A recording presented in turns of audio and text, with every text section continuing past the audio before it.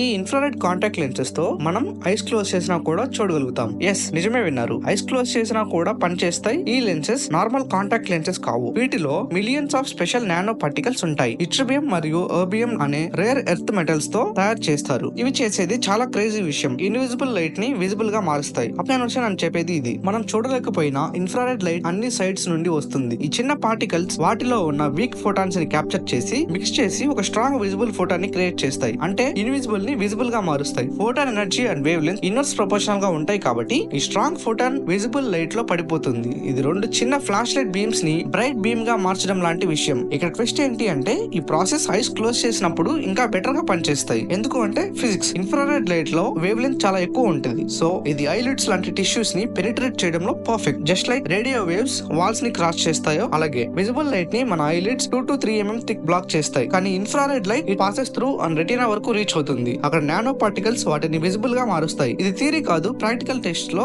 చిన్న shocking results వచ్చాయి. ఈ లెన్సెస్ వేసుకుని ఉన్న వాళ్ళకి ఐస్ క్లోజ్ చేసినా కూడా infrared LED blink patterns Morse code లాంటివి డిటెక్ట్ చేయడం పాసిబుల్ అయింది. అంటే ఎన్క్రిప్టెడ్ మెసేజెస్ ని రిసీవ్ చేయడం possible with just light that only you can see. కానీ ఒక క్యాచ్ ఉంది. ఈ లెన్సెస్ ఇప్పటికీ బ్రైట్ ఇన్ఫ్రారెడ్ సోర్సెస్ తో మాత్రమే పనిచేస్తాయి. మనలో వస్తున్న వీక్ బాడీ హీట్ సిగ్నల్స్ ని డిటెక్ట్ చేయలేదు. సో ఫుల్ నైట్ విజన్ కి పర్ఫెక్ట్ కాదు. ఇంకా ఈ టెక్ ని $8,000 నైట్ విజన్ గాగల్స్ తో కంపేర్ చేస్తే ఇది కంప్లీట్లీ డిఫరెంట్ ఫ్యూచరిస్టిక్ లీప్